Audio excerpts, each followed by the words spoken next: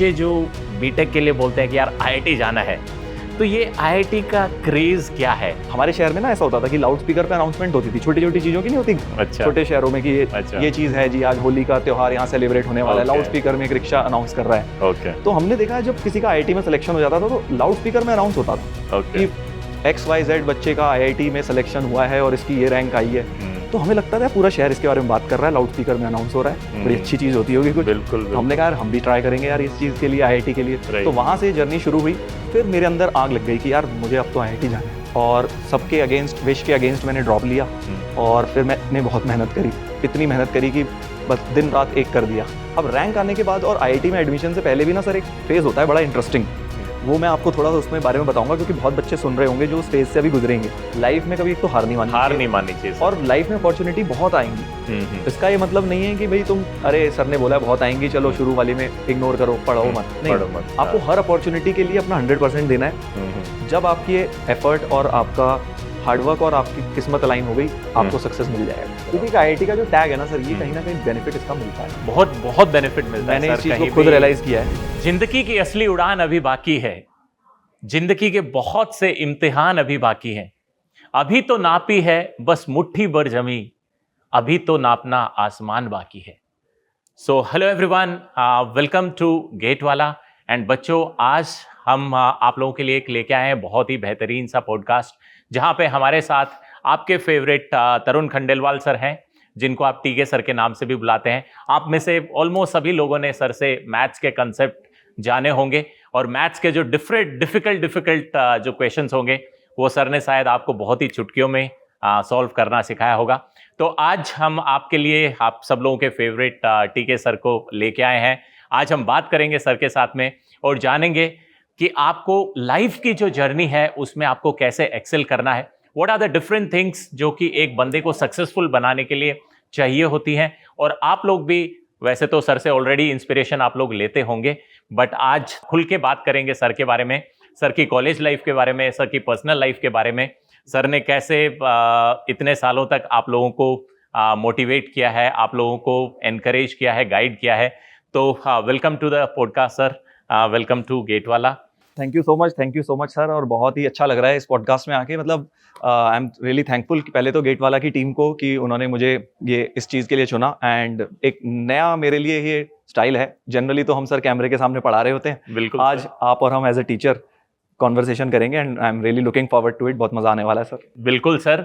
सो बच्चों, before starting I am sure आप में से 99% बच्चे जानते होंगे सर को, बट अगर फ्यूचर में कोई ऐसा बच्चा इस पॉडकास्ट को अगर देखता है तो उनको अगर नहीं इंट्रो सर का पता हो, तो आई वुड रिक्वेस्ट सर कि सर आप थोड़ा बच्चों को अपने बारे में इंट्रोडक्शन दे दीजिए। मैं बता दूंगा आईआईटी दिल्ली से बीटेक है सर, तो बच्चे थोड़ा सा मतलब they will be very energetic और एंथुसियास्टिक टू लिसन। बट आपके मुंह से सर मैं पूछना चाहता हूँ। सर मैं तो बस इतना ही बोलूंगा कि पिछले कुछ सालों से sir I have been fortunate कि बच्चों को गाइड करने का मौका दिया है भगवान ने, ऊपर वाले ने, और अपनी बेस्ट कोशिश कर रहे हैं सर बच्चों को गाइड करने के लिए। वैसे मैं खुद बीटेक जैसा आपने बताया आईआईटी दिल्ली से मैंने किया हुआ है सर, और 2006 में मैंने दिया था आईआईटी जेईई, 5 में भी दिया था, 2006 में भी दिया था। तो 2006 में क्लियर हुआ और फिर मैं आईआईटी गया। और उसके बाद अपना बीटेक खत्म करने के बाद काफी रोलर कोस्टर जर्नी रही है, बहुत इंटरेस्टिंग जर्नी, जिसके बारे में बात करेंगे सर इस पॉडकास्ट में डिटेल में। तो यही है सर मेरा इंट्रोडक्शन, बाकी तो सर बच्चों का प्यार है। देखिए ओके। सो बच्चों, सर का इंट्रोडक्शन तो अभी बहुत सर ने बहुत ही ग्लिम्स दिया है आपको। पूरा पॉडकास्ट आप जरूर देखिए अगर सर का रियल इंट्रोडक्शन आप जानना चाहते हैं। सो सर, अभी जैसे जितने भी सारे बच्चे हैं ये ऑलमोस्ट अभी जेईई देने वाले हैं, जैसे कि we are sitting into March, अभी मई में एग्जाम होगा। तो before like starting our podcast हम इस जर्नी में ड्वेल करें, मैं क्विकली आपसे पूछना चाहूंगा कि sir what would be your final words, जो गोल्डन वर्ड्स हैं जो आप बच्चों को सजेस्ट करना चाहते हैं before going into the exam, जिससे कि बच्चे अपना ड्रीम, जो कि सबका ऑलमोस्ट आईआईटी जाना होता ही है, तो वो एग्जाम को क्रैक कर सके। इसमें तो मैं यही बोलूंगा, अब देखिए लास्ट के 2 महीने बचे हैं सर, ये तो टाइम रिवीजन का है। अब इस समय ऐसा बच्चा तो उठ के नहीं सोच सकता कि अब मैं 0 से शुरू करूंगा और अब मैं आईआईटी पहुंच जाऊंगा, वो काफी डिफिकल्ट है इस मोमेंट पे वो करना। तो जिन बच्चों ने अभी तक अच्छी तरह तैयारी करी है वो उसको और कंटिन्यू रखें, अपना एफर्ट करते रहें, अपना रिवीजन करें और बिल्कुल फियरलेस होकर एग्जाम दें। कई बच्चों का क्या होता है ना सर, आधा तो उनको डर ही मार देता है, एग्जाम क्लियर इसलिए नहीं हो पाता क्योंकि उस दिन एग्जाम वाले दिन बहुत ज्यादा पैनिक हो गए, डर गए। तो अभी फर्स्ट जेईई मेन बच्चों ने दिया होगा, कई बच्चों का अच्छा हो गया होगा, कुछ बच्चों का खराब भी हुआ होगा। तो अगर खराब हुआ है तो घबराए ना, क्योंकि भाई किसी के साथ भी हो सकता है, इसीलिए अब 2 जेईई मेन के पेपर कर दिए गए हैं ताकि बच्चे सेकंड वाले में बेटर कर सके। और अगर सेकंड वाले में आपको अपॉर्चुनिटी मिलती है, आप उसमें जो कमियां रह गई हैं फर्स्ट वाले में उन्हें पूरा करिए। उसके बाद भी 1 महीना 1.5 महीना है एडवांस जेईई एडवांस के लिए, जिसके थ्रू फाइनली आईआईटी की सीट्स डिसाइड होती हैं। तो उसमें भी 1-1.5 महीना अपने एफर्ट करिए, एडवांस लेवल की प्रॉब्लम सॉल्विंग करिए। बहुत होता है सर, अगर बच्चों ने मेंस अच्छी तरह दे दिया और 1-1.5 महीना एडवांस की प्रॉब्लम प्रैक्टिस अच्छी तरह कर ली, तब भी एडवांस क्लियर हो जाता है। मैंने बहुत ऐसे बच्चे देखे हैं जो लास्ट के 2-3 महीने में बिल्कुल काया पलट कर देते हैं। शुरू के 2 साल वो शायद उतने स्पीड में नहीं चल रहे होते हैं, कई टीचर्स को देख के नहीं लग रहा होता है कि यार इनका आईआईटी होगा नहीं होगा, बट लास्ट के 1-2 महीने में आके वो इतनी ज्यादा स्पीड में आ जाते हैं और रिवीजन बहुत इसमें इंपॉर्टेंट रोल प्ले करता है। सर मुझे लगता है वो सारे बच्चे हमारी इंडियन टीम के हार्दिक पांड्या जैसे होते होंगे, लास्ट में आके 3-4 छक्के उड़ा के बिल्कुल एकदम गेम निकाल दें। किसी ने सोचा नहीं होगा कि यार ये बंदा सिंगल डिजिट या डबल डिजिट रैंक लेके आएगा। एग्जांपल हर साल मेरे सामने आते हैं, मतलब मुझे सर पढ़ाते हुए ऑलमोस्ट 15 साल हो गए, बट कई बार मुझे ऐसे बच्चे, जब ऑफलाइन में भी मैं क्लासेस लेता था, तो मुझे उनको देख के लगता नहीं था कि यार ये अंडर 100 या अंडर 500 ला पाएंगे। जैसे कई बार टीचर को पहले से पता लग जाता है ना सर कि यार ये बच्चा बड़ा ब्रिलियंट है, ये तो लाने वाला रैंक। तो ऐसे बहुत बच्चे थे जिनको देख के लगता नहीं था, बट लास्ट में जब रिजल्ट्स सेलिब्रेशन देखे या फिर उनके जिस दिन रिजल्ट वाला डे था, तो वहां पे देखा कि बच्चों की अंडर 100 भी रैंक आई हुई, अंडर 500 भी आई हुई, और उन्होंने जानते भी नहीं थे। सर आपने बड़ा अच्छा पॉइंट उठाया है। जैसे आप बता रहे थे मेरे को एकदम क्लिक कर गया। जब मैं प्रिपरेशन करता था अपनी गेट की, तो मेरे को एक फैकल्टी ने मेरे मुंह पे भी बोल दिया था कि तुम्हारा कुछ नहीं होने वाला है, तुम्हारी कोई रैंक नहीं आने वाली है। But then when I got the rank, तो सेम फैकल्टी ने बोला, अरे देखो मुझे तो पता था ये तो बहुत अच्छा करेगा। नहीं सर, मुझे लगता है वो जो आपको उन्होंने बोला ना ये चीज कि तुम्हारी नहीं आ पाई, कहीं ना कहीं वो उसने आपको बहुत ज्यादा मोटिवेट किया सर। नो डाउट जब फैकल्टीज कभी आपको ऐसे चैलेंज करते हैं, ऐसा नहीं है कि सर फैकल्टीज चैलेंज करने पे ही होता है, आपके फ्रेंड्स आपको बहुत जगह चैलेंज करते हैं, सोसाइटी बहुत जगह आपको चैलेंज करती है। तो फिर कहीं ना कहीं अंदर से लगता है यार अब तो इनको प्रूव करके दिखाना ही है। वो जो आपका बेस्ट निकलता है, बेस्ट निकलता है। जैसे आपने हार्दिक पांड्या का एग्जांपल दिया, उसके साथ भी तो यही हुआ। हार्दिक पांड्या के साथ बिल्कुल exactly sir, that's true. World cup final में उन्होंने जो परफॉर्म किया, उससे पहले मुंबई इंडियंस में जब वो थे तो लोगों ने उन्हें डिस्कार्ड कर दिया था, बट उसके बाद उन्होंने जो बेस्ट परफॉर्मेंस निकाली, कितना मीम्स भी बने हैं सर उसके लिए। और मे बी वो उसके बाद भी मीम्स बने जब वर्ल्ड कप जीत लिया कि आप सब लोग ऐसे करते थे। बिल्कुल, but that was an inspiration sir, और ऐसा बच्चे बहुत करते हैं। सो बच्चों, ये तो सर के गोल्डन वर्ड्स थे आप लोगों के लिए। वी प्रे दैट सब लोग अच्छी रैंक लेके आए, बिल्कुल सर जैसा सब लोगों का आईआईटी ड्रीम है, उस ड्रीम को फॉलो करें। बट बच्चों, आप सब लोगों ने सुना होगा कि आईआईटी में ये होता है, अपने दोस्तों से सुना होगा या कहीं और आपने छोटे मोटे क्लिप्स सुने होंगे। बट आज हम सर से इसी टॉपिक पे बात करने वाले हैं कि सर जो एक आईआईटी की जो एक जर्नी होती है, हमें पता है everybody wants to go to IIT because बचपन से ही ड्रीम देखते हैं बच्चे। 6th क्लास से ही आजकल तो प्रिपरेशन शुरू हो गई है। मुझे याद है सर, जब हम तैयारी करते थे, हमने जब तैयारी किया था, मैंने भी सर 2005 में ही किया था, तो मुझे 12th के बाद पता चला था कि यार आईआईटी में जाते हैं। 12th से पहले मेरा एम था डिफेंस, एनडीए, जो आपने सुना होगा सर जी। तो मैं एनडीए के लिए प्रिपरेशन करता था। बट उसके बाद में जब एनडीए में नहीं हुआ तो लगा कि यार अब क्या तो किसी ने बोला कि यार आईआईटी भी जा सकते हो। Then I went into preparation. But sir मैं आपसे जानना चाहूंगा कि बच्चे जो बीटेक के लिए बोलते हैं कि यार आईआईटी जाना है, तो ये आईआईटी का क्रेज क्या है? मतलब काइंडली शेयर कि जब आप फर्स्ट डे गए होंगे आईआईटी में, वो जो आपने रखा होगा पहला कदम, जी, तो उस टाइम आपके दिमाग में या दिल की धड़कनें कैसे चल रही थी, वो थोड़ा बच्चों को बताइए। थोड़ा सा सर उससे पहले मैं ये जरूर, जो आपने बात बोली कि क्लैरिटी नहीं होती है आईआईटी की, जब हमें पता ही नहीं होता है उस टाइम के। आज के बच्चों का डिफरेंट है सर, आज तो बहुत एक्सपोजर है, वीडियोस हैं, हाँ। कुछ भी आप यूट्यूब पे डालो तो आपको उसके लिए गाइडेंस मिल जाएगी। हमारे टाइम पर सर, जब आपने भी दिया, हमने भी बिल्कुल सेम, मेरे साथ भी ये था, हमें पता ही नहीं था कि आईआईटी है क्या। 10th तक मुझे नहीं आइडिया था। मुझे आईआईटी की फुल फॉर्म भी नहीं पता थी सर, और coming from a small town, तो हमें वैसे ही बहुत कम एक्सपोजर होता था। टीचर्स को भी नहीं पता था ज्यादा, तो हमें क्या बताते। तो हुआ ऐसे कि शुरू कहाँ से हुई ये जर्नी? शुरू ऐसे हुई कि मैं 10th में था। 10th में जनरली ये डिस्कशन शुरू हो जाता है कि अब क्या सब्जेक्ट लेना है, साइंस लेना है, कॉमर्स लेना है।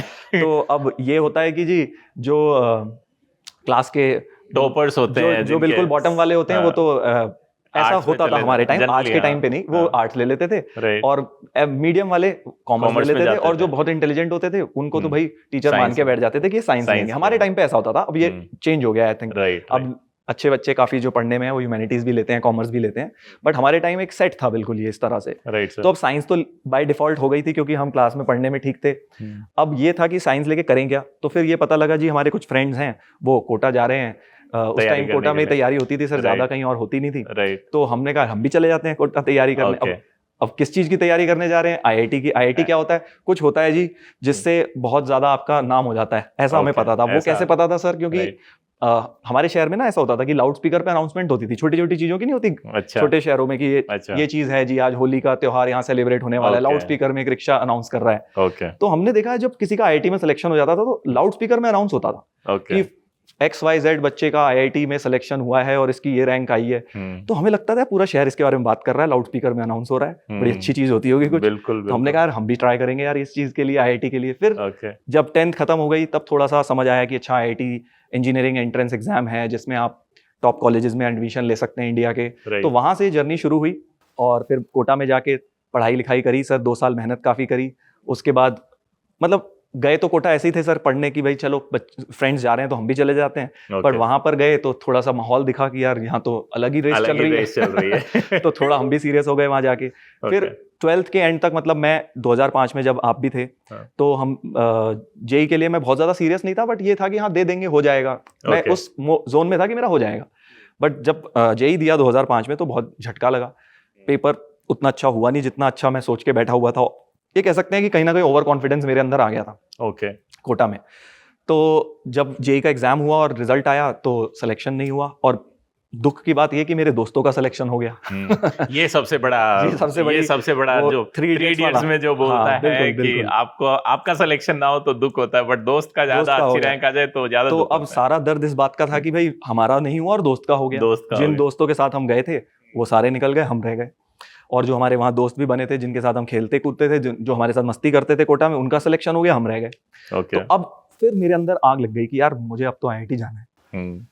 ड्रॉप लिया मैंने 2005 में। 5 में, ओके, 2006 में मैं, मतलब I clearly remember that day, जिस दिन मैं बेड पे बस लेटा हुआ था और बस ये सोच रहा था कि मुझे अपनी लाइफ में क्या करना है। ओके, और सब पेरेंट्स वगैरह सबने मुझे बोला नहीं, कहीं ना कहीं एडमिशन ले लो। आप और भी फ्रेंड्स, टीचर से भी मैंने गाइडेंस ली, उन्होंने बोला क्या गारंटी है इस बार भी हो ना हो, जो मिल रहा है तुम्हें ले लो। उस टाइम मुझे आई थिंक धनबाद मिल रहा था सर। ISM धनबाद, हाँ, वो आईआईटी नहीं होता था उस टाइम, राइट, है ना। तो मैं उस टाइम आईआईटी के मूड में था, तो मुझे था Right. कि आईआईटी में ही जाना है। तो मैंने वो नहीं लिया ओके, और सबके अगेंस्ट, विश के अगेंस्ट मैंने ड्रॉप लिया। और फिर मैंने बहुत मेहनत करी, इतनी मेहनत करी कि बस दिन रात एक कर दिया। मतलब 2000 जब मैं 11th-12th में था तब उतनी सीरियसली मेहनत नहीं करी, बट उतनी सीरियसली नहीं करी। हाँ, बट जब ड्रॉप ईयर लिया तब एक्चुअल में बहुत ज्यादा सीरियस होकर मेहनत करी। ओके, और फिर सर फिर तो झंडे गाड़ दिए सर आपने। अरे सो नहीं सर है सिक्योर्ड ऑल इंडिया रैंक 289 इन IIT नहीं सर, बस ऊपर वाले की कृपा है, किस्मत ने साथ दिया सर उस दिन। मैं तो यही बोलूंगा कि पेपर अच्छा हो गया, जितना अच्छा मुझे एक्सपेक्टेड नहीं था उतना अच्छा हो गया। और फिर जब मैं पेपर देके आया फिर तो मैंने, हमारे टाइम पे सर अलग अलग पेपर्स होते थे, AIEEE अलग होता था, है ना।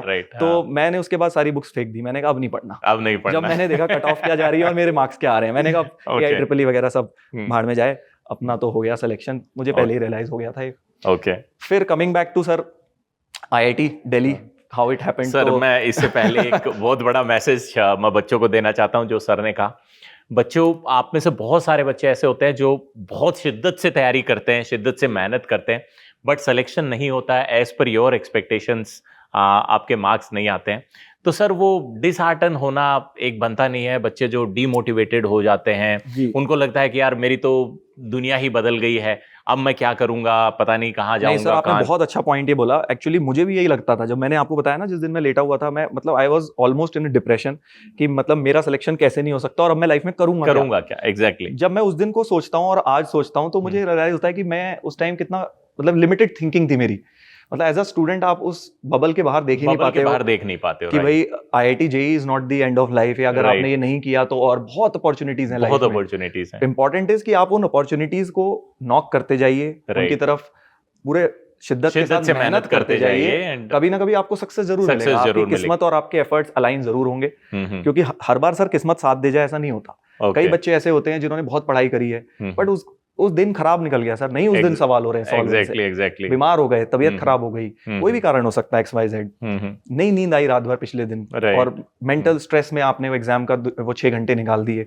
तो कई बार ऐसा होता है कि हमारी जो हार्डवर्क है वो अलाइन नहीं हो पाता हमारे आउटपुट से रिजल्ट से। तो एफर्ट करते जाएं बच्चे, कभी ना कभी सर सक्सेस जरूर मिलेगा लाइफ में, ऐसा मैं मानता हूं। मैं बच्चों को बताना चाहता हूं, आपके सामने एक जेई क्लियर्ड बैठा है और एक जेई रिजेक्टेड कैंडिडेट बैठा है। आप जेई रिजेक्टेड नहीं, आप बोल सकते हैं, आप तो सर आपने तो गेट में झंडे गाड़े हुए, हम आपसे तो बच्चों को सीखना है सर बहुत कुछ। नहीं सर, मैं वही बताना चाहता हूं कि अगर आपका जेई में सिलेक्शन नहीं हुआ तो बच्चों, this is not the end. बिल्कुल, आईआईटी का जो सपना है वो आगे भी जिंदा रह सकता है। आप लोग एमटेक के लिए आईआईटी में जा सकते हैं, पीएचडी के लिए आईआईटी में जा सकते हैं, और मुझे लगता है सर सेम एवरीथिंग आगे जाके सब सेम है सर। आज हमारे फ्रेंड्स ऐसे भी हैं जो बीटेक भी करे हुए हैं आईआईटी से, ऐसे हैं जो बीटेक आप उसको ये मान लीजिए कि बहुत ही एवरेज कॉलेज से करा है, जिसका नाम भी किसी ने नहीं सुना होगा, और बट एमटेक उन्होंने आईआईटी से कर ली, और आज वो इतने बड़े बड़े स्टार्टअप्स रन कर रहे हैं, बहुत अच्छी जगह जॉब्स कर रहे हैं। तो वो सब चीजें मेरे को नहीं लगता सर लॉन्ग टर्म में मायने रखती है। लॉन्ग टर्म में एक ही चीज मायने रखती है कि आप कितने ज्यादा हार्ड वर्किंग हैं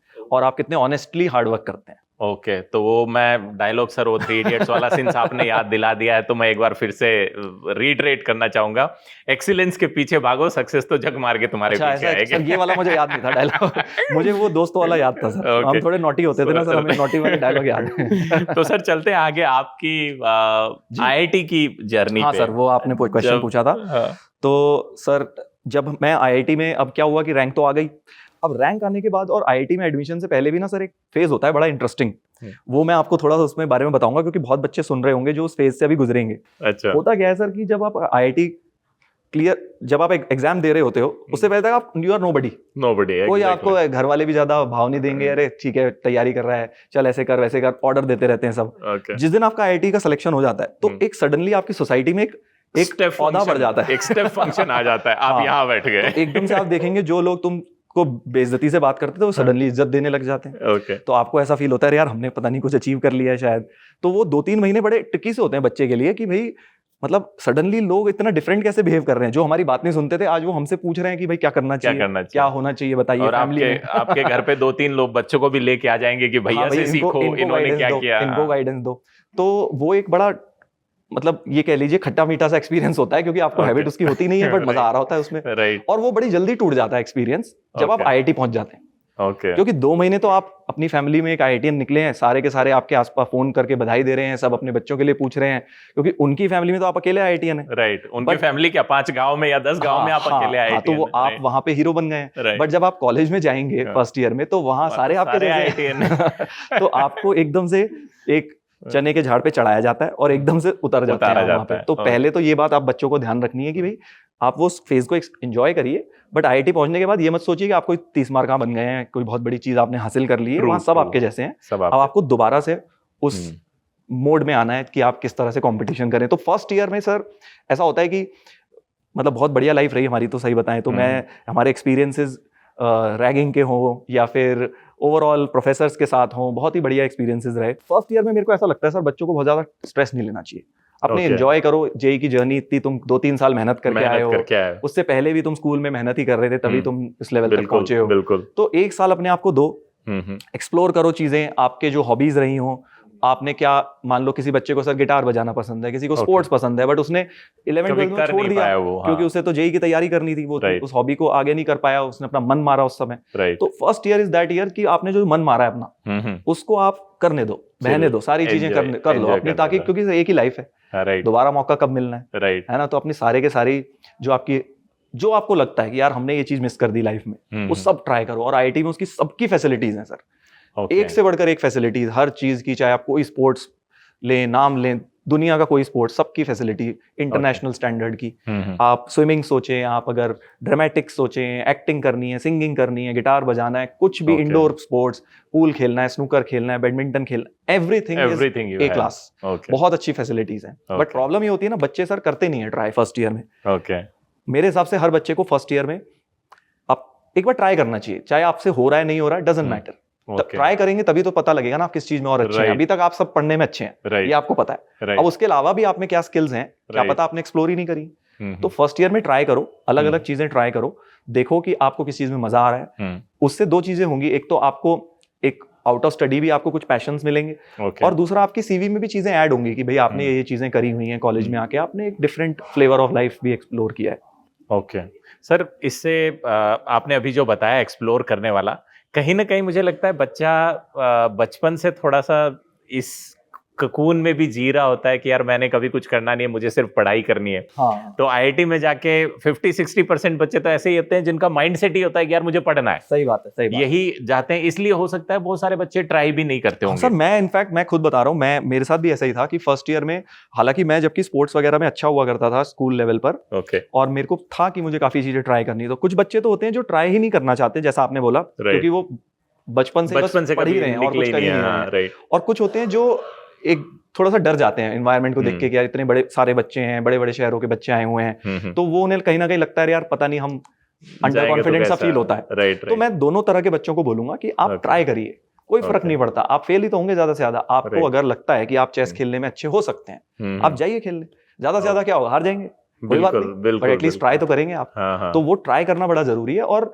किताबों के बाहर भी निकल के देखना है, सिर्फ बुक वर्म बन के नहीं रह जाना है। कई बच्चे जो आपने जैसा बताया, हमारे भी टाइम में ऐसे बच्चे होते थे जिनका बस दरवाजा बंद रहता था, चटकनी बंद है सुबह से लेकर रात तक, बस अब वो उनको बस शक्ल दिखती थी जब वो नहाने जा रहे हैं हफ्ते में एक बार और खाना खाने जा रहे हैं, तब पता लगता था जी इस कमरे में कोई रहता है। मे भी हो सकता है वो नहाने भी टाइम से जाते होंगे 6-6:30 बजे, और हम खेलने वाले बाद में जाते होंगे, तो वो इंटरेक्शन भी नहीं होता। हमारा तो सर फिट बिल्कुल सेट था हमारा शेड्यूल फर्स्ट ईयर का, सुबह 8 से लेके 12 बजे तक क्लासेस होती थी, रहेंगे, 12 से 1 लंच ब्रेक होता था, फिर 1 से लेके 5 बजे तक लैब होता था। ओके, ठीक है, तो 5 बजे हम आईआईटी से फ्री हो जाते थे। ओके। और 5 बजे के बाद 5:30 बजे हमें ग्राउंड पे बुला लिया जाता था हमारे सीनियर्स के द्वारा, हमारी ड्रेस कोड के अंदर रैगिंग में जो उन्होंने हमें पहनने को बोला था, और 5:30 से हमें खेलना होता था जी।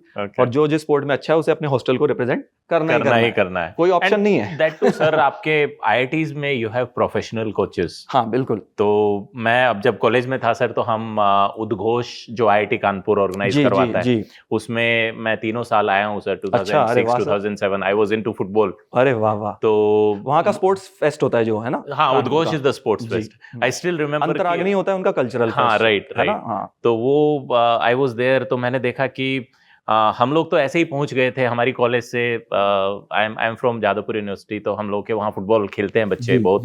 तो हम लोग आए अपने कॉलेज को रिप्रेजेंट करने के लिए, एंड देन वो नहीं होता है कि चक दे इंडिया में दिखा रहा है कि इंडिया वाली टीम ऐसी है और ऑस्ट्रेलिया वाली टीम लगी हुई है ट्रेडमिल पे एकदम भागने के लिए, एंड द कोच वाज कि इधर से शूट, इधर स्प्रिंट मारो, ये करो वो करो, and we were like amazed कि यार ये क्या चल रहा है कौन सी दुनिया में हम आ गए। सो that is an amazing thing I think IITs provide. हाँ सर, बहुत अच्छी फैसिलिटीज, जैसा मैं बता रहा था, फैसिलिटीज भी, कोचेस भी, अगर मतलब आप अगर करना चाहते हैं तो आपको बेस्ट फुल सपोर्ट। और ऐसा भी नहीं है, कई बच्चों को लगता है ना कि यार आईआईटी में, अरे मैं तो थोड़ा, जैसे हमें लगता था, मैं थोड़ा क्रिकेट में ठीक ठाक था सर स्कूल तक, तो मुझे लगता था अरे आईआईटी की टीम में तो यूं ही पहुंच जाऊंगा। अब देखो तुम आईआईटी की टीम में कैसे पहुंचते हैं। वहां जाके देखा तो भाई इतने बड़े बड़े धुरंधर क्रिकेटर आए हुए हैं वहां, तो हम तो कुछ भी नहीं उनके सामने। तो ऐसा लगता है कई बार बच्चों को कि आईआईटीएंस हैं तो अच्छे बुकवाम होंगे, पढ़ाई और चीजों में अच्छे नहीं होंगे। भाई ये बात समझना कि वो बाकी चीजों में भी उतने ही अच्छे हो, जस्ट दैट उन्हें टाइम नहीं मिला होता है, और अगर वो टाइम देंगे उस चीज को तो उनकी वो स्किल्स भी बहुत अच्छी होती है। तो वो कंपटीशन फेयर कंपटीशन। ओके, चलो sir, moving from the first year, how was your life in second year, probably third years? आपके मतलब उस टाइम के गोल्स क्या रहते थे? लाइक फर्स्ट ईयर में तो चलो हमने एंजॉय कर लिया, फर्स्ट ईयर में तो सर देखिए यही था कि भाई बस दिल्ली में बड़े शहर में हम आए थे, एंजॉय करना है, थोड़ा बहुत देखना है, लाइफ की भी चीजें एक्सप्लोर करनी है। फिर सेकंड ईयर तक आते आते थोड़ा सा एक स्टेबिलिटी आ जाती है कि हाँ अब आप समझ जाते हो कि यार अब आप आईआईटी में आ चुके हो, you get used to that life. तो मैं, जैसा कि मैंने बताया, फर्स्ट ईयर में मैं बहुत ज्यादा एक्स्ट्रा करिकुलर्स या ये सारी चीजें नहीं एक्सप्लोर कर पाया था, क्योंकि मैं थोड़ा शाय था। मैं हमेशा से एक बहुत शाय स्टूडेंट रहा था। मतलब मैं शैतानी करता था, बट शाय वाली, मतलब किसी को पता नहीं लगेगा। सेकंड थर्ड बेंच पे जो बैठते हैं और जो करवाते हैं शैतानी करवाने में जिनका हाथ होता है ना, वो वाला काम था हमारा। तो फर्स्ट ईयर में मैं थोड़ा शाय था, और मैंने एक्स्ट्रा करिकुलर्स या स्पोर्ट्स, ये सब एक्टिविटी जो मैं बता रहा हूँ, कुछ बहुत ज्यादा मैंने एक्सप्लोर नहीं करी फर्स्ट ईयर में, क्योंकि मैं शाय था। फिर मुझे सेकंड ईयर में रियलाइज हुआ कि यार ये अपॉर्चुनिटी, सीनियर्स ने भी बताया, आपकी सीनियर्स बहुत हेल्प करते हैं इन चीजों में। राइट। सीनियर्स आपकी रैगिंग लेते हैं, बट उनसे आपको बहुत बेनिफिट होता है। फिर वो आपको वहां पे एक तरह से बॉन्ड क्रिएट हो जाता है, वो ट्रस्ट क्रिएट हो जाता है। बॉन्ड भी, और सर उसके साथ जैसे आपके पास फैमिली होती है घर पे, जब बच्चे 12th तक होते हैं, फैमिली होती है, टीचर्स होते हैं, मैं बोलूंगा, आईआईटी में जाने के बाद टीचर से उतना कनेक्टेड आप नहीं रहते हैं, राइट। आप फैमिली से भी उतना नहीं रहते हैं क्योंकि आप बाहर रहने लग जाते हैं, हॉस्टल होती है, आप हॉस्टल में होते हैं, तो मेजॉरिटी ऑफ द टाइम आपको सीनियर्स ही हर चीज के लिए हेल्प करते हैं, राइट। तो सीनियर्स ने मुझे भी ये बात बहुत बार बोली थी कि भाई तुम ट्राई करो अलग अलग चीजें, तुम करते क्यों नहीं हो जब तुम अच्छे हो। ओके। मैं ऐसी चिल मारने के पॉइंट ऑफ व्यू से नहीं करता था फर्स्ट ईयर में, फिर सेकंड ईयर में मैंने ट्राई करी अलग अलग चीजें, काफी सारों में फेल हुए, काफी सारों में सक्सेस भी मिला, अच्छा लगा। जैसे क्रिकेट में मैं अपने हॉस्टल को रिप्रेजेंट किया, फुटबॉल में किया, स्पोर्ट्स में मैं इन दोनों में निकला, टग ऑफ वॉर में किया, तो इन सब चीज़ों में मैंने पार्टिसिपेट किया काफ़ी ज़्यादा।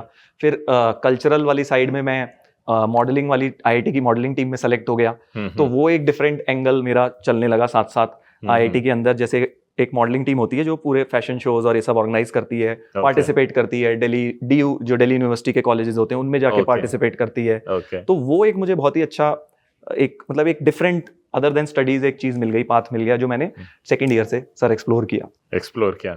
तो सर ये मॉडलिंग वाला जो आपने बताया, इसको आपने क्या आगे भी इसको अपना परस्यू किया करियर को, या फिर जब मतलब आप जब बीटेक में गए होंगे आईआईटी में, तो एक आपका एम रहा होगा कि यार ये मुझे फ्यूचर में ये मुझे बनना है, जैसे बहुत सारे स्टूडेंट्स होते हैं इसरो ज्वाइन करना चाहते हैं, नासा ज्वाइन करना चाहते हैं, या वो आपका क्या एम था सर? मैं अपना देखिए हमारे टाइम पे क्या था सर, एक तो हम बहुत छोटे शहर से आए थे, तो और एक्सपोजर बहुत ज्यादा कुछ था नहीं ना, हमें नॉलेज थी कि भाई क्या होता, हमें तो आईआईटी का मतलब भी नहीं पता था। आज के बच्चे शायद इस बात से पता नहीं कितना कनेक्ट कर पाए, बट उस टाइम जेन्युइनली ऐसा होता था, बहुत सारे बच्चों को बस आईआईटी पहुंचना ही एक ड्रीम होता था, वहां जाके पता नहीं क्या करना है क्या नहीं करना, वो तो लाइफ वहां बताएगी। और थोड़ा मेरे साथ ऐसा था सर, मैं ना थोड़ा एक्सप्लोर करने वाला इंसान हूँ, मुझे लगता है कि जो भी चीज अपॉर्चुनिटी आ रही है उसको ट्राई ट्राई करेंगे, देखेंगे अच्छा लगेगा तो आगे करेंगे, नहीं तो कुछ और रास्ता पकड़ लेंगे। बिल्कुल। तो मैंने बहुत चीजें एक्सप्लोर करी, ऐसा कुछ फिक्स लेके मैंने घर वालों को भी बोल दिया था, देखो आईआईटी में सिलेक्शन हो गया, कुछ ना कुछ तो लाइफ में अच्छा कर ही लेंगे। अब यहाँ से ये नहीं है कि यार ये एमबीए करने जाओ, अब इसके बाद ये करो, अब तुम गेट का एग्जाम दो, या मेरे साथ ऐसा कुछ नहीं था सर। मेरे घर वाले भी बड़े ओपन थे, उन्होंने कहा तुम्हें जो करना है करो, अभी तक तुम जहां तक पहुंचे हो अपने हिसाब से पहुंचे हो, तो आगे भी अपने हिसाब से कुछ ठीक कर लोगे। मैंने सर अपने हिसाब से चीजें ट्राई करी। तो कमिंग बैक टू मॉडलिंग वाला पॉइंट, तो मॉडलिंग मैंने ट्राई करी, तो उसको मैंने पहले तो एज अ फन लेते थे सर, कॉलेज में हम कर रहे हैं, कॉलेज टीम में second third year, but third year के एंड तक आते आते थोड़ा सा मुझे एक्सपोजर भी उस तरह का मिला, उस तरह के लोगों से मिलना शुरू किया। दिल्ली में मैं रहता ही था, और काफी इस तरह के लड़के जो ऑलरेडी सेकंड थर्ड ईयर में प्रोफेशनल मॉडलिंग कर रहे थे कॉलेजेस के लिए, दिल्ली यूनिवर्सिटी के ऐसे बहुत लड़के होते थे, तो उनसे मैं टच में आया, उनसे समझा कि फील्ड क्या है कैसी है। तो मैं वो ग्लैमरस तो होती है सर वो फील्ड, बहुत ग्लैमरस है ना, तो आई वाज इन्फ्लुएंस्ड कि भाई मैं भी यार इस फील्ड में कुछ करता हूँ। तो I went on to get a professional shoot. फिर मुझे पता लगा कि भाई सबसे पहले क्या होता है, आपको एक पोर्टफोलियो बनवाना होता है, प्रोफेशनल अपना शूट करना है, तभी आपको कोई वर्क देगा प्रोफेशनली। तो मैंने वो करवाया, और उसके बाद इमीडिएटली मुझे उसके थ्रू वर्क मिलना शुरू हो गया। तो जब मैं फोर्थ ईयर में था, थर्ड ईयर के एंड में, तो मुझे अपना पहला प्रोफेशनल मॉडलिंग असाइनमेंट मिल गया था। अच्छा। तो फिर अच्छा भी लगता है, पहली बार आपके पास पैसे आए होते हैं अपने सेल्फ अर्न्ड, तो उसको खर्च करने में भी मजा आता है, तो मुझे कहीं ना कहीं वो अच्छा लगने लगा। और थर्ड ईयर के एंड तक आते आते जनरली बच्चों का ये होता है कि हमें आगे फर्दर स्टडीज करनी है या क्या जॉब करनी है, उस टाइम तक डिसाइड हो जाता है। तब मेरा ये डिसाइड हुआ कि भाई मुझे आगे मॉडलिंग में जाना है। उस समय की जो मैं थॉट प्रोसेस बता रहा हूँ, उस दिन मेरा ये थॉट प्रोसेस था। तो वहां से फिर सर आगे जर्नी कंटिन्यू करी। आई थिंक मुझे लगता है सर आपका प्रोफेशन, आपका जो माइंडसेट रहा होगा वो आज के टाइम के बच्चे ज्यादा रिलेट कर पाएंगे। आजकल सोशल इन्फ्लुएंसर्स जिनको हम बोलते हैं, बहुत सारे बच्चे, everybody is active on Instagram, everybody is active on YouTube. तो हमारे टाइम पे सर बट ये सब चीजें बहुत ज्यादा कॉमन नहीं थी। तो that itself was a big decision कि भाई आप थोड़ा सा डिफरेंट कुछ चीज कर रहे हो, बट घर वालों ने सपोर्ट किया। घर वालों ने कभी ये नहीं बोला कि नहीं ये गलत है, नहीं करना है।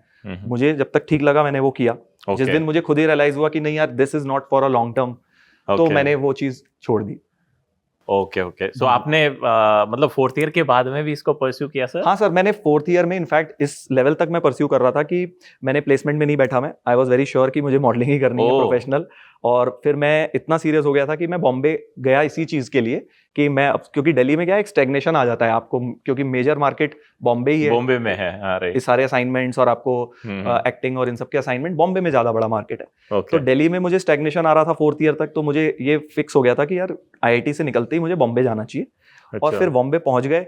वहां पे फिर ये रियलाइज हुआ यार अब घर वालों से पैसे लेते हुए तो अजीब लगेगा, क्योंकि modelling is like it's not constant source of income. कभी Okay. असाइनमेंट आ गया, कभी नहीं आया 1 महीने तक, कभी आप 2 महीने में बहुत सारा आ गया। तो फिर ये लगता था यार घर वालों से पैसे कैसे मांगेंगे, शर्म आती थी। अब तो फिर ये लगा कि यार चलो बॉम्बे में पैरेलली एक जॉब भी कर लेते हैं ताकि आप अच्छा। अपने खर्चे निकाल सकें। तो तब then that is when teaching happened. वहां से टीचिंग स्टार्ट हुई सर मेरी। तो मुझे लगा बड़ा रोलर कोस्टर राइड रहा है सर।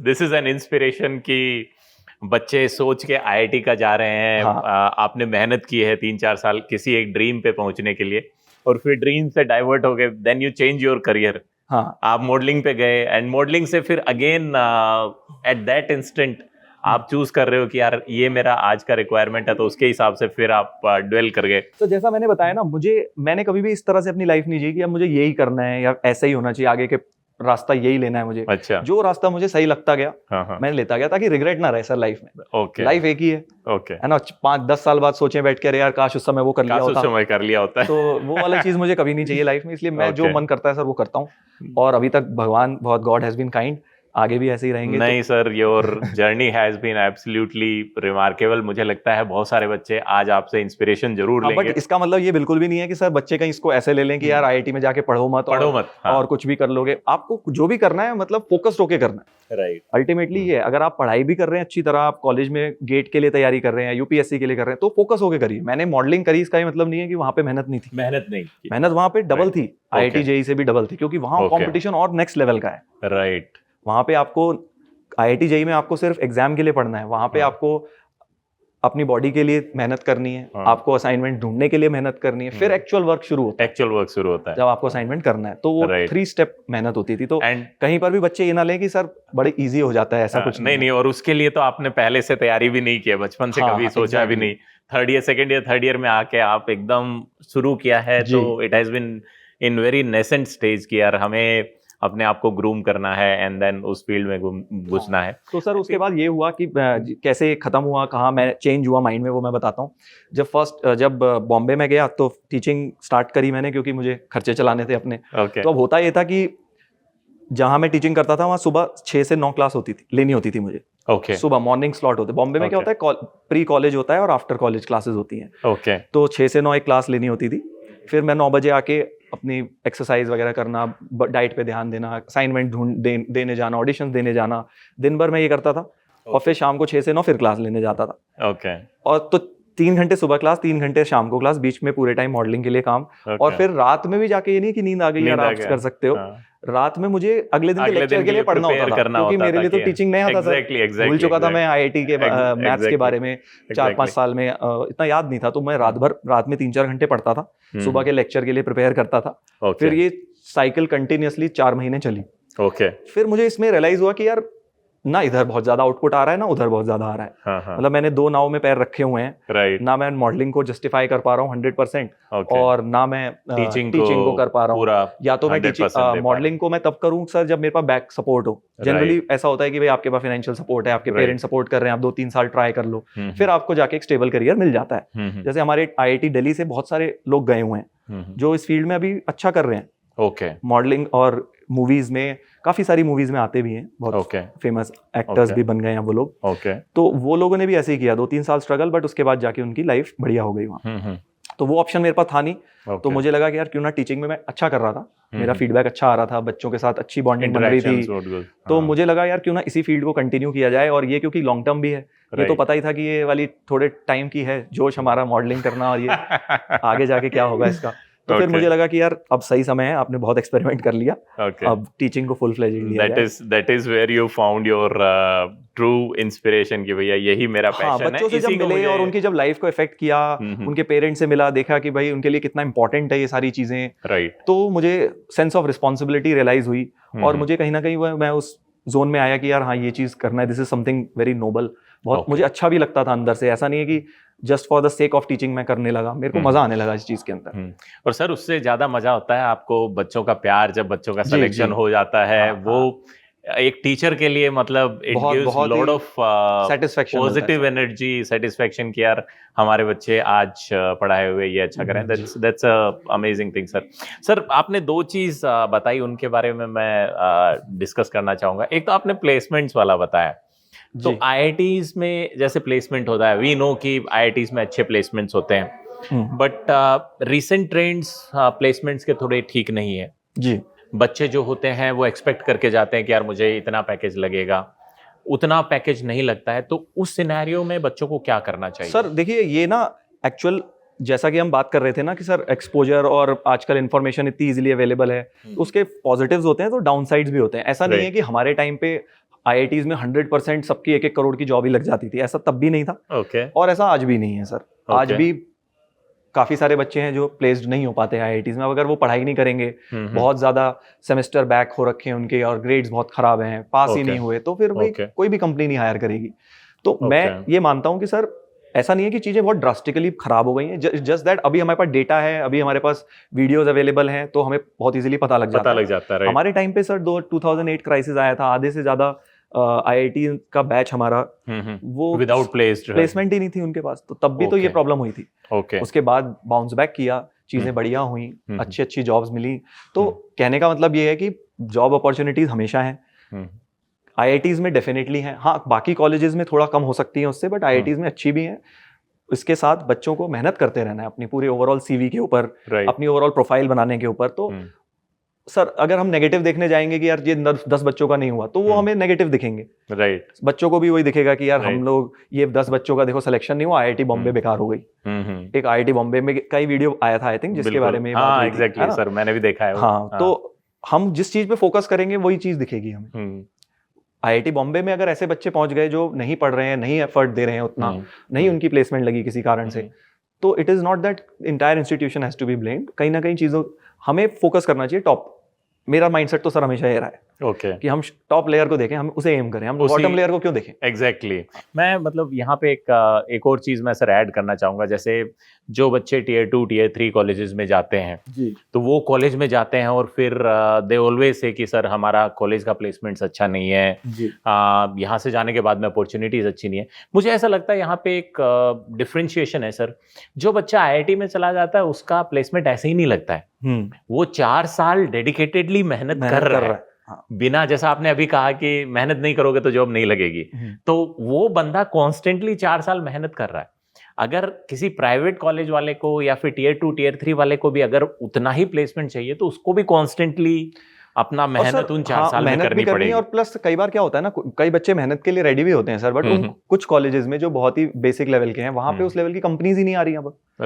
तो वो बेचारे कितनी मेहनत कर लेंगे, वो प्लेसमेंट तो नहीं हो पाएगी ना उनकी सर, अगर उस लेवल की कंपनी नहीं आएगी। राइट। तो एक वो भी एक फैक्टर होता है कि आपको जब कॉलेज सेलेक्ट करना है तो ये भी देखना है कि भाई वहाँ पे प्लेसमेंट्स के लिए कंपनीज आती तो हैं, पता चला आप तो मेहनत करने को रेडी हो, राइट, बट वहाँ कंपनीज ही नहीं आ रही, तो आप कितनी मेहनत किसको दिखाओगे अपनी मेहनत। एग्जैक्टली। बट IITs में कम से कम ये प्रॉब्लम नहीं है, वहाँ कंपनीज आएंगी सारी, अब वो आपके ऊपर है आप उन्हें क्रैक कर पाओगे या नहीं कर पाओगे। एग्जैक्टली।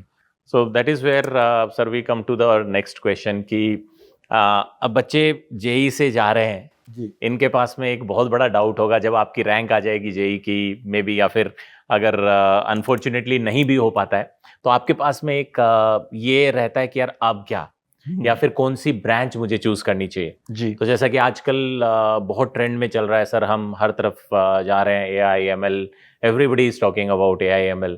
तो व्हाट आर योर व्यूज कि उस टाइम में ब्रांच कैसे सेलेक्ट करनी चाहिए? या बहुत अच्छा क्वेश्चन है सर ये, और इनफैक्ट ये हर साल बच्चे हमसे मई जून के महीने में यही क्वेश्चन पूछेंगे, ऑलमोस्ट हर सेलिब्रेशन के लिए आते हैं, वो ये क्वेश्चन लेके आते हैं। अब इसमें ना 2 चीजें होती हैं सर, एक होती है कि आप कॉलेज को क्या प्रेफरेंस दे रहे हैं, और एक होती है कि आप डिपार्टमेंट या कौन सी डिग्री ब्रांच को आप क्या प्रेफरेंस दे रहे हैं। तो मेरे हिसाब से हर बच्चे को मार्क्स देने चाहिए अपने आप को कि 10 में से मुझे, अगर मेरी कॉलेज प्रेफरेंस है तो 10 में से मेरे को कितना प्रायोरिटी है कि कॉलेज होना चाहिए, 60%, 50% की ये वेटेज है, और मेरी ब्रांच की कितनी है। अब होता क्या है सर, ब्रांच की किसी को आइडिया होता नहीं है। Right, true, very true. ये किसी को नहीं है, बच्चों को लगता है कि हम मैकेनिकल कर लेते हैं, इंजीनियरिंग ये वाली कर लेते हैं, इलेक्ट्रिकल कर लेते हैं, बारिंग 1-2 ब्रांचेस जैसे कंप्यूटर साइंस हो गई, जो बच्चे कोडिंग में इंटरेस्टेड है उन्हें पहले से लगता है कि हाँ यार हमें कंप्यूटर साइंस लेनी है, बट बाकी सब ब्रांचेस में बच्चों को पता ही नहीं है वहाँ होना क्या है। राइट। ये कहीं ना कहीं हमारे एजुकेशन सिस्टम का भी हम फ्लॉ कह सकते हैं कि बच्चों को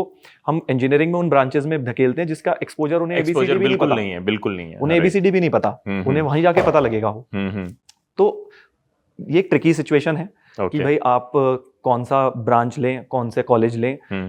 मैं अपना पर्सनल ओपिनियन बताऊं तो इसमें यह है कि भाई आपको पहले तो ये देखना है कि क्या आप किसी चीज के लिए पैशनेट है, जैसे कंप्यूटर फॉर एग्जांपल कोडिंग, अगर कोई बच्चा कोडिंग के लिए पैशनेट है तो गो फॉर दैट इंस्टीट्यूट जहां पे पैशन 11 12th में नहीं पता कई बार चलता बच्चों को है। सर कई बच्चों को पता लग जाता है। पहले मैं उनकी बात कर रहा हूँ कि जैसे मान लीजिए 11 12th में उन्होंने, आजकल तो सर इतना एक्सपोजर है, बचपन से कोडिंग कर रहे हैं तो उनको क्लियर होता है। कई बच्चे होते हैं जिन्हें क्लियर होता है, तो वो बच्चों को तो कोई दिक्कत नहीं है। अब सवाल है जिनको क्लियर नहीं होता है, तो आपको क्या करना है, आपको देखो अल्टीमेटली जॉब तो करनी है स्किल बेस्ड, राइट है ना। अगर आपको आगे आईआईटी में जा रहे हैं लोग मोस्टली इसीलिए जा रहे हैं कि अच्छा पैकेज लगे, जॉब करें, तो आपको स्किल बेस्ड ही जॉब होनी है आगे। ऐसा नहीं है कि आपको आपने बस डिग्री कर ली और कोर में ही आप जॉब करोगे। हो सकता है आपके स्किल के बेसिस पे जॉब करो, वो आप डिसाइड करिए कि भाई आपको फाइनेंस में करना है या फिर आपको कोडिंग में ही करना है, टेक में करना है, आपको डिजाइन में करना है, या फिर आपको कोर इंजीनियरिंग में जाना है, आपको सिविल इंजीनियरिंग में मन है, कंस्ट्रक्शन करनी है, आपको बिल्डिंग्स डिजाइन करनी है बड़ी बड़ी,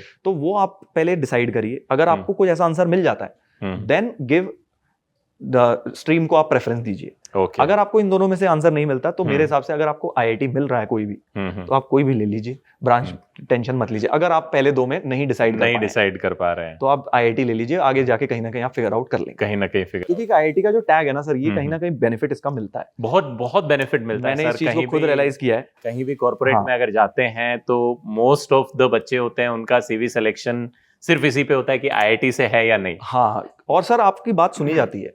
मतलब कई बार ऐसा होता है कि आप जब कहीं गए हो, आपको नहीं भी उतनी नॉलेज उस बारे में, बट आपको अपना एक व्यू पॉइंट प्रेजेंट करने का मौका तो मिल जाता है एटलीस्ट। बाकी लोगों को वो नहीं होता, वो अपॉर्चुनिटी नहीं मिल पाती। बहुत बड़ा बेनिफिट, मुझे बहुत बड़ा बेनिफिट होता है सर। इसी पे मैं वापस बच्चों को रिट्रेट करना चाहूंगा कि अगर आपका जेई अच्छा नहीं जाता है, अगर आपका अनफॉर्चुनेटली वी नो की होता है, मेरे साथ भी ऐसा हुआ था सर। मैंने जब जेई दिया था, मेरा physics I had very good marks, chemistry I had very good marks, math में सर आप ही के सब्जेक्ट में मेरी लुटिया डूब गई थी। I could not clear my sectional cut off. अच्छा, तो 2005 में हाँ सर पेपर, और मेरे में ये वाली चीज भी कॉमन है। जब मेरा फर्स्ट टाइम जेई नहीं हुआ ना, तो मेरी भी मैथ में ही कट ऑफ रह गई थी। वो उस साल sir paper he it was very tough, और वो मेरा सेक्शनल कट ऑफ नहीं हुआ था। तो but still then you have another opportunity through GATE. जी हाँ, बिल्कुल। आप अगर आपका अगर नहीं भी हो पाता है बीटेक में, जेई में, तो then still you have another opportunity कि आप एमटेक के लिए या पीएचडी के लिए जा सकते हैं। मतलब सर बच्चों को ये बात सरप्राइज होंगे कि जब आईआईटी दिल्ली में थे तो 50% से ज्यादा स्टूडेंट्स गेट वाले होते हैं, गेट एंड एमटेक वाले जो भी हैं। हाँ सर, और मतलब उनमें कोई फर्क नहीं है अल्टीमेटली जॉब मार्केट में। वैल्यू जो उनकी है, इट्स एवरीथिंग डिपेंड्स कि भाई आपने कितना अच्छी मेहनत करी है, कितना वहां जाके एफर्ट करते हो। तो ये एक बहुत अच्छी अपॉर्चुनिटी होती है मेरे हिसाब से। मेरे काफी फ्रेंड्स भी हैं ऐसे जो कि गेट के थ्रू जिन्होंने क्लियर किया। इनफैक्ट काफी स्टूडेंट्स हैं जो गेट के थ्रू दोबारा से गए आईआईटीज में। पहले उनका नहीं हो पाया, बट उन्होंने गेट दिया और आईआईटी दिल्ली, बॉम्बे, इन सब में अच्छे डिपार्टमेंट्स में। नहीं सर, ऐसा हमारे साथ में भी बहुत सारे स्टूडेंट्स हैं। अभी रिसेंटली कल ही हमने एक बच्चे का इंटरव्यू लिया है who is in 3rd year. उन्होंने इस साल गेट दिया है और he is securing very good rank. Probably he will get may be single digit rank. वो हमारा जेई का ही स्टूडेंट है। अच्छा, उसने हमारा ही बैच लिया था, लास्ट ईयर का बैच लिया था, and he is currently in 3rd year. अरे वाह। और वो बहुत अच्छा 3rd ईयर में उसने गेट को क्रैक किया, and that too he will secure. अभी रिजल्ट आने वाला है सर, वी आर एक्सपेक्टिंग कि he will secure single digit rank, because marks तो हमें पता चल गए हैं जी। तो again his journey is like something कि जो नहीं बहुत अच्छा है सर। और देखिए वैसे मैंने तो सर पर्सनली गेट के लिए तैयारी करी नहीं कभी। और इनफैक्ट बच्चों को जिनको करनी है, ऑनेस्टली सर आपसे बढ़िया तो कोई इंसान हो नहीं सकता। Sir is rank holder, and rank holder क्या आईआईटी की भाषा में जैसे खोलू कहते हैं। आपको पता है आईआईटी में खोलू किसे कहते हैं? स्टार्टिंग। स्टार्ट मतलब खोलने वाला, स्टार्ट करना। तो सर वाज द खोलू फॉर गेट, आई थिंक, है ना सर? रैंक 1 इन गेट। बताओ, कोई मजाक बात नहीं है सर। और जो आपने अचीव किया है, और आई थिंक आपसे अच्छा तो कोई गाइडेंस दे ही नहीं सकता सर बच्चों को। नहीं सर, हम तो ऑलरेडी बच्चों को बताते हैं कि बच्चों अगर जैसा मैं सर भी बता रहे थे कि यार जब नहीं होता है सिलेक्शन तो बहुत प्रॉब्लम होती है। और मैं तो सर 12वीं के बाद में गया था, मुझे 12वीं क्लास तक तो मैंने बताया मेरे को पता ही नहीं था सर। आई वॉज इन सैनिक स्कूल, आपने नाम सुना होगा। और हमारे लिए एक ही होता है, सिर्फ हम वो घोड़े होते हैं जिसके कान आंख पे ऐसे पट्टा लगा हुआ था कि भाई एनडीए में ही जाना है, जी। वो एनडीए ही सबके लिए होता है। तो हमने 12th तक सिर्फ वो एनडीए का ही ख्वाब देखा, बट जब एनडीए में सिलेक्शन नहीं हुआ देन इट केम कि यार अब क्या। तो फिर मुझे किसी दोस्त ने बताया था कि यार तेरे मार्क्स बहुत अच्छे हैं, तू बहुत अच्छा है, साइंस में बहुत अच्छा है, मैथ्स में बहुत अच्छा है, why don't you go for IIT. तो मैं भी सर वही आईआईटी के लिए उसने बताया, तो मैंने कहा फिर क्या करना है, तो उसने बोला कोटा चला जा। तो हम भी कोटा चले गए सर, उसी रेस में भागने के लिए सुबह 7 बजे से लेकर रात के 12 बजे तक भागे रहे जी। बट जब मैंने दिया तो उस टाइम मेरा नहीं हो पाया sir. So I was, you can say I was devastated, but then I appeared for AIEEE। उस टाइम AIEEE अलग होता था हाँ, सर, बिल्कुल, बाकी तो सारे वो कॉलेजेस एक महीने के बाद में होता था। तो मुझे जब पेपर दे के आए थे जेई का, उसी टाइम पता चल गया था कि यार शायद मैथ्स डुबा ले जाए, बिकॉज मुझे I was expecting very good marks in physics, very good marks in chemistry, जो कि आए भी, बट मुझे मैथ्स का आई वॉज डैम श्योर कि यार इस बार मैथ्स की वजह से डूब जाएगा।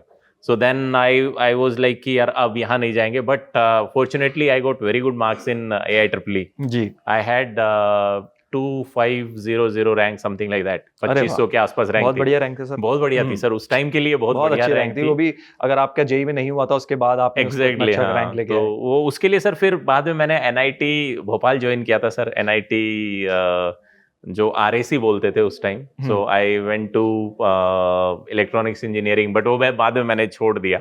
अच्छा, हाँ, छोड़ क्यों दिया सर आपने, मतलब क्या रही जर्नी? वो सर एक्सपीरियंस बहुत ही मतलब थोड़ा सा अलग सा है। तो जब मेरा NIT भोपाल में हुआ, मेरे को इलेक्ट्रॉनिक्स मिला, तो आई जॉइंड ओवर देयर, 1 महीना हो भी गया। तो अगर आपने नाम सुना होगा कि उस टाइम एक कॉलेज होती थी जो TS चाणक्य जिसको बोलते थे, सर बिल्कुल, वो IIT के थ्रू लेती थी सर उस टाइम। तो मेरे मतलब पेरेंट्स ने बोला था कि यार ये कॉलेज भी है तो इसका भी फॉर्म भर सकता है, बिकॉज वो मर्चेंट नेवी है सर जी। और उसका मेन कोर ये था कि वहां ज्वाइन करने का, कि वहां का स्टार्टिंग पैकेज जो पैकेज बहुत अच्छा होता था, इट वाज 1 लाख सर। तो मैं NIT भोपाल में चला गया, फिर मेरा कॉल लेटर आता है उसके लिए कि आपका काउंसलिंग है कॉलेज के लिए, आप आ जाओ। अच्छा, तो आप वहां से छोड़ के वहां चले गए? नहीं सर, मेरे पापा ने मेरे को बोला कि यार तेरा ये लेटर आया है एक, तो मैंने कहा अच्छा ठीक है, वो है, उस पर काउंसलिंग में नहीं जाएंगे। तो मेरे पापा ने किसी और को लेटर दिखा दिया। अच्छा। मेरे अंकल है, उनको लेटर दिखा दिया, तो मेरे अंकल ने बोला अरे ये तो मर्चेंट नेवी वाला है, सारा पैसा मिलता है, अरे इतना पैसा मिल रहा है, क्यों इसको छोड़ के जा रहा है। एंड इट इज व्हेन वो जो नहीं होता एक बच्चे के दिमाग में, और एक पेरेंट्स के, आपके पेरेंट्स बहुत सपोर्टिव थे, बट मेरे पेरेंट्स में like I did not have, मेरे पेरेंट्स का तो पता ही नहीं था। तो उनको यही लगता था कि यार बीटेक के बाद में अगर 1 लाख की जॉब लग जाएगी, इससे अच्छा क्या हो सकता है। उस समय बहुत बड़ा अमाउंट होता था सर, आई स्टिल रिमेम्बर कि सर NIT भोपाल में उस टाइम का बेस्ट पैकेज लगा था 5.7 लाख पर एनम। तो उसके हिसाब से 12 लाख का पैकेज, 12 लाख का पैकेज, बिल्कुल बेस्ट से भी डबल हो गया। तो वही फिर मेरे उस हिसाब से तो बिल्कुल सही बिल्कुल हाँ, तो वो मैंने छोड़ के then I went to merchant navy. वहां पे 4 साल मैंने इंजीनियरिंग किया and then I have sailed also. Sir यहाँ पे एक चीज मैं ऐड करूंगा जो आप बता रहे थे, सॉरी टू इंटरप्ट यू। जैसे बच्चे क्या होते हैं ना, अभी जैसे हमारे एक्सपीरियंस सुन रहे होंगे ना, तो इन्हें लग रहा होगा अरे सर लोग कैसे हैं यार, इन्होंने क्या डिसीजन लिया उस टाइम, बताओ NIT छोड़ के वहां चले गए, या तरुण सर ने वो छोड़ के मॉडलिंग कर। आज बैठ के देखने में हाइंडसाइड में कोई भी डिसीजन आपको वैसे ही लगेगा कि यार ये क्या करा, बट उस टाइम के हिसाब से अगर हम देखें तो वो डिसीजन बेस्ट डिसीजन था। अगर आप जैसे आप बता रहे हैं 6 लाख का पैकेज की जगह अगर 12 मिल रहा था, तो आज का भी कोई भी बच्चा होगा वो डिसीजन लेता, बिल्कुल वैसा ही डिसीजन लेगा। तो वो सारी चीजें उस टाइम्स के हिसाब से हम बातचीत कर रहे हैं। बिल्कुल बिल्कुल सर। फिर उसके बाद में सर मैं 3 साल मैंने मर्चेंट नेवी में जॉब किया। I have sailed around almost 35 countries in the world. मेरे फ्रेंड हैं sir, so I know all about merchant navy. Same उनकी लाइफ भी रही है कि भाई नहीं हो पाया कई अच्छी जगह कॉलेज में, चलो ये वाली लाइफ के थ्रू हम करते हैं, they are also doing very well. तो वही ये भी एक बहुत बड़ा एग्जांपल है सर कि जो बच्चे नहीं भी अगर जेई में अच्छा कर पाते, कहीं ना कहीं अपॉर्चुनिटी लाइफ में मिलती ही। बिल्कुल सर, वो बट जैसा आपने कहा ना कि सर आप अपने लिए ट्रूथफुल रहो, अपना 100% दो, ऑनेस्टी के साथ काम दो। I admire that because sir मुझे ऐसा याद है कि मैंने शिपिंग में आई हैव गिवन माई 100% और मुझे आई लव्ड दैट जॉब। बस 3 साल मुझे वहां पे बहुत मजा आया। Like I used to work on machineries, मैं मैकेनिकल से हूँ सर, तो पूरा मुझे अच्छा लगता था। इंजन रूम में काम करना होता है, इंजन रूम में काम करना होता था, बिल्कुल आप पूरे मैं पूरा जानता हूँ सर। तो that has been a really good thing. But then I decided कि यार मेरा इंटरेस्ट उधर नहीं है, that was purely a maintenance job, though मुझे I know. अच्छा लगता था मशीन्स पे, बट देन आई रियलाइज कि नहीं यार, I have to do something else. I was somewhere inspired by ISRO as well at that time. Sir उस time आपकी शादी होने वाली थी क्या? मेरी शादी हो चुकी थी सर. देखा, जनरली ऐसे ही होता है सर, शादी के आसपास जो होता है ना, ये मर्चेंट नेवी वालों को लगता है ऐसा होता है ना सर. राइट, बिल्कुल बिल्कुल होता है सर. जस्ट मैंने मतलब मैंने शिप छोड़ा है, उसके 1 महीने बाद मेरी शादी हो गई है. मैं बिल्कुल ठीक बिल्कुल था. Sir, right. तो आपका डिसीजन इन्फ्लुएंस कहाँ से हुआ है हमें पता है सर. बच्चों को भी पता लग गया. बच्चों को नहीं, मैं आपको बताना चाहूंगा सर. जी. By the way, my wife is also, she was also शिपी. अच्छा. वो भी मर्चेंट नेवी में थी, so वो भी बोर्ड डिसाइडेड कि हम दोनों ही फिर तो छोड़ नहीं है देंगे. डिफरेंट हो गया एंगल. हाँ, तो देन आई डिसाइडेड कि आई विल गो, क्योंकि ऐसा मैं इसलिए बोल रहा था, बच्चों को शायद कॉन्टेक्स्ट ना समझ आए, क्योंकि जो मर्चेंट नेवी की जॉब होती है ना, ये 4-4 5-5 महीने शिप पे रहते हैं. राइट. तो ये ना जमीन को देखते हैं, ना अपने दोस्तों को, ना फैमिली को, किसी से नहीं मिल पाते, which is very difficult. Which is very difficult. या सो बहुत डिफिकल्ट लाइफ होती है. बहुत difficult हैट्स ऑफ है, टू यू. मतलब आपने 3 साल वो चीज करी है. It's very difficult. मतलब दैट शोज कि आप कितने ज्यादा डेडिकेटेड हैं. नहीं, दैट्स ट्रू सर. मैंने कभी मतलब बहुत सारे लोग होते हैं वो अपनी जॉब को बोलते हैं कि यार I am not enjoying it, and they always project a negative view. But मुझे ऐसा लगता है कि सर कहीं ना कहीं जो मेरी गेट में रैंक 1 आई है, उसका 50% क्रेडिट मुझे लगता है वो 3 साल भी है. बिकॉज गेट में जो मैंने आके एग्जाम जब दिया जी, तो उसका लाइव मैं करके आया हुआ था.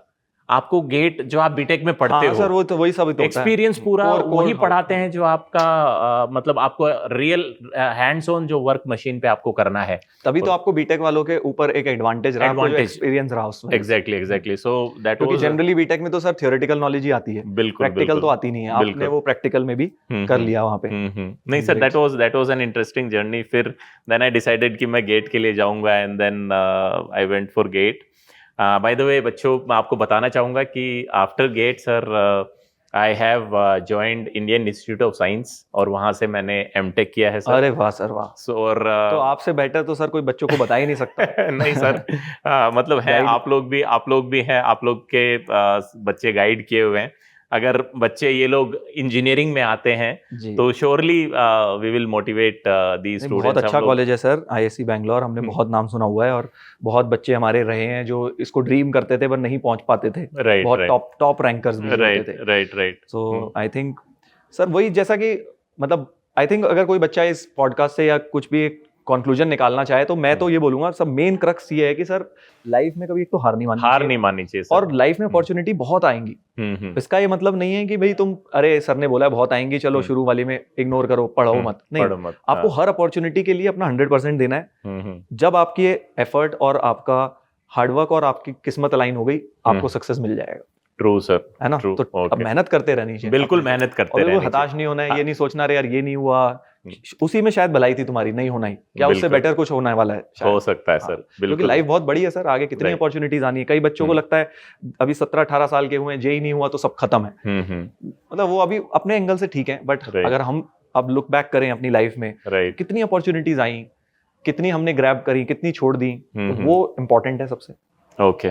सो सर लास्ट में जाते जाते मैं बच्चों को कुछ छोटे छोटे मैसेजेस हैं जो हम देना चाहेंगे जी. सो आई होप बच्चों आप लोगों ने सर की लाइफ देखी, सर का एक्सपीरियंस देखा. बहुत सारे roller coaster, it has been a roller coaster ride, but sir ने एक बहुत अच्छा आपको पॉइंट दिया है कि लाइफ में बढ़ते रहो, कभी भी रुको मत, मेहनत करते जाओ, और जो जहां पे हो वहां पे अपना बेस्ट देते जाओ. So that has been a true inspiration. आप हमेशा ऐसा ही अगर करते जाएंगे तो लाइफ में आपको कभी भी दिक्कत नहीं होगी.